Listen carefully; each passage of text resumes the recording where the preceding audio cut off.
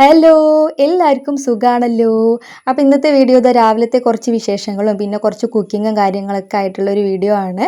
അപ്പോൾ ഞാൻ മോനെ അംഗനവാടി വിടാൻ വേണ്ടിയിട്ട് പോയിക്കൊണ്ടിരിക്കുകയാണ് കേട്ടോ. അപ്പോൾ ഞാൻ ഈ പോണ വഴിയൊക്കെ നിങ്ങൾക്കും കൂടെ ഒന്ന് കാണിച്ചു തരാമെന്ന് വിചാരിച്ചു. അപ്പോൾ റോഡ് മുതൽ അംഗനവാടി എത്തുന്നത് വരെയും വെള്ളത്തിലാണ് കേട്ടോ. അപ്പോൾ മഴക്കാലം ആയിക്കഴിഞ്ഞ് കഴിഞ്ഞാൽ ഇവിടെ എങ്ങനെയാണ്, ഇവിടെ അടുത്തൊരു കോറിയുണ്ട്, കോറിയിൽ നിന്ന് വരുന്ന വെള്ളമാണ്. പക്ഷേ ഇപ്പോൾ എന്താ വെച്ചാൽ നല്ല തെളിഞ്ഞ വെള്ളമാണ്. ഇനി കുറച്ചും കൂടെ കഴിയുമ്പോൾ ഇത് ചളി വെള്ളമാവും കേട്ടോ.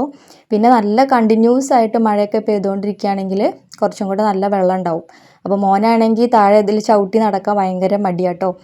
എന്നാലും കുറച്ച് ദൂരമൊക്കെ നടക്കും, പിന്നെ ഞാൻ അവനെ എടുക്കണം. പിന്നെ ഇത് ഇങ്ങനെ വെള്ള ദിവസം ഇങ്ങനെ ചവിട്ടിയിട്ടേ തോന്നുന്നുണ്ട്, കാലൊക്കെ ഭയങ്കര ചൊറിച്ചിലൊക്കെ തുടങ്ങിയിട്ടുണ്ട് കേട്ടോ.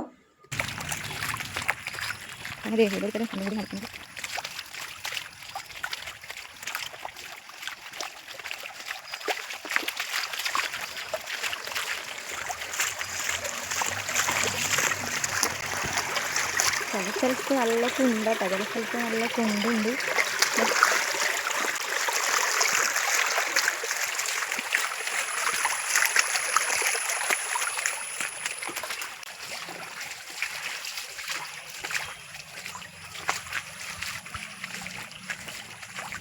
കാണുന്ന വെള്ള ബിൽഡിംഗ് ഉണ്ടല്ലോ, അതാണ് അംഗനവാടി.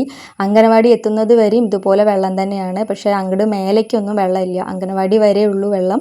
അങ്ങനെ ഞാൻ നേരെ മോനെ അംഗനവാടിയിൽ കൊണ്ടുയിരുത്തി. കുട്ടികളൊക്കെ വന്ന് തുടങ്ങണേ ഉണ്ടായിരുന്നുള്ളൂ, ടീച്ചർ ഉണ്ടായിരുന്നു, ഹെൽപ്പർ ഇന്ന് കുറച്ച് കഴിഞ്ഞേ വരുള്ളൂ എന്നൊക്കെ പറഞ്ഞ് ഇത്തിരി നേരം അവിടെ ഇരുന്ന് ഞാൻ തിരിച്ച് വീട്ടിലേക്ക് പോന്നു.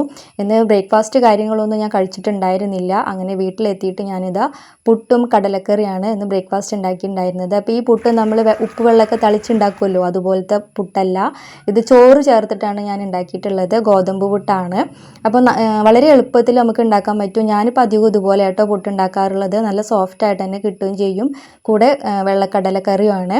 അപ്പോൾ ഞാനിങ്ങനെ ഈ പുട്ടുണ്ടാക്കിയതെന്ന് അറിയാത്തവർക്ക് വേണ്ടിയിട്ട് കാണിക്കാം.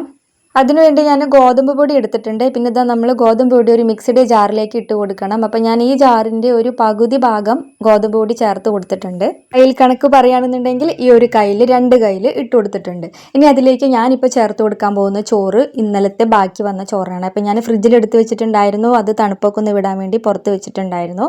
അതിൽ നിന്ന് ഞാനൊരു 2 സ്പൂണ് ചോറ് ചേർത്ത് കൊടുക്കുന്നുണ്ട്.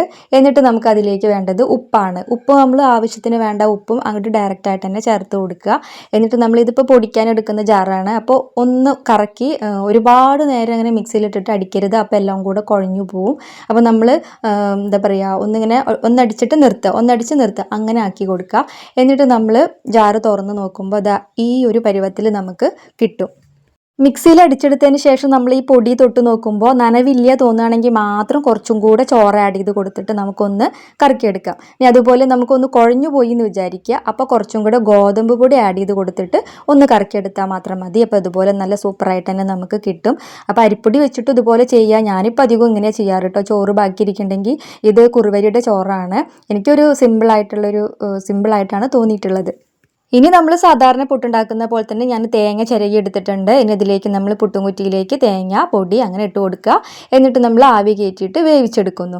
അപ്പോൾ ഇത്രയേ ഉള്ളൂ. ഞാനിപ്പോൾ ഒരു 3 കഷ്ണം പുട്ട് ഉണ്ടാക്കിയിട്ടുള്ളൂ. കുറച്ച് ചപ്പാത്തി ഇരിക്കുന്നുണ്ട്, അപ്പോൾ രണ്ടും കൂടെ അങ്ങനെ അഡ്ജസ്റ്റ് ചെയ്ത് കഴിക്കാമെന്ന് വിചാരിച്ചു. നോക്കിക്കേ, അപ്പം നമ്മുടെ പുട്ട് നല്ല സോഫ്റ്റ് ആയിട്ട് തന്നെ നമുക്ക് കിട്ടും. ഇനി ഇതിലേക്ക് ഞാൻ കറി ഉണ്ടാക്കാൻ വേണ്ടിയിട്ട് വെള്ളക്കടല തലേന്ന് രാത്രി തന്നെ വെള്ളത്തിലിട്ടിട്ട് വെച്ചിട്ടുണ്ടായിരുന്നു. കുക്കറിൽ ഞാൻ പെട്ടെന്ന് അങ്ങോട്ട് ഉണ്ടാക്കാമെന്ന് വിചാരിച്ചു. അപ്പോൾ കുക്കറിലേക്ക് ഞാൻ കുറച്ച് ഓയിൽ ഒഴിച്ചതിന് ശേഷം ചെറിയൊരു കഷ്ണം പട്ട, ഗ്രാമ്പു, ഒരു ഏലക്കായ എല്ലാം കൂടി ചേർത്ത് കൊടുത്തിട്ട് നന്നായിട്ടൊന്ന് ഇളക്കിയെടുത്തതിന് ശേഷം അതിലേക്ക് ചെറുതായിട്ട് അരിഞ്ഞ സവാള, വെളുത്തുള്ളി, ഇഞ്ചി ചതച്ചത് എല്ലാം കൂടി ചേർത്ത് കൊടുത്തിട്ട് നന്നായിട്ടൊന്ന് വഴറ്റിയെടുക്കുക. എന്നിട്ട് അതിലേക്ക് മഞ്ഞൾപ്പൊടി, മുളക് പൊടി, മല്ലിപ്പൊടി ആഡ് ചെയ്ത് കൊടുത്തിട്ട് അതും ഒന്ന് മസാലയൊക്കെ ഒന്ന് മൂത്ത് വരുന്ന സമയത്ത് കുറച്ച് കറിവേപ്പിലയും തക്കാളിയും ആഡ് ചെയ്ത് കൊടുത്തിട്ട് നന്നായിട്ടൊന്ന് വഴറ്റിയെടുക്കണം. എന്നിട്ട് നമുക്കതിലേക്ക് വെള്ളക്കടല ഇട്ട് കൊടുക്കുക. ഇത് നന്നായിട്ട് കഴുകി വൃത്തിയാക്കി വെച്ചിരുന്നതാണ്. എന്നിട്ട് എല്ലാം കൂടി നന്നായിട്ടൊന്ന് മിക്സ് ചെയ്തിട്ട് അതിലേക്ക് ആവശ്യത്തിന് വേണ്ട വെള്ളവും ഒഴിച്ചു കൊടുക്കണം, ഉപ്പും ചേർത്ത് കൊടുക്കണം. എന്നിട്ട് നമുക്ക് കുക്കറിലൊന്ന് വേവിച്ചെടുക്കാം. കടല വേവുമ്പോഴത്തേക്കും ഞാനിതാ തേങ്ങയും കുറച്ച് പെരിഞ്ചീരകവും ചേർത്തിട്ട് നന്നായിട്ട് തന്നെ അരച്ചെടുത്തിട്ടുണ്ടായിരുന്നു.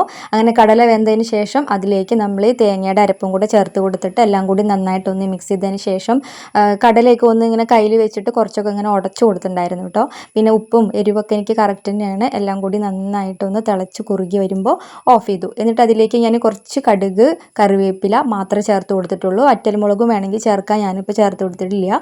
അങ്ങനെ താളിച്ചും ചേർത്ത് കഴിഞ്ഞാൽ നമ്മുടെ വെള്ളക്കടലക്കറി റെഡി ആയിട്ടുണ്ട്.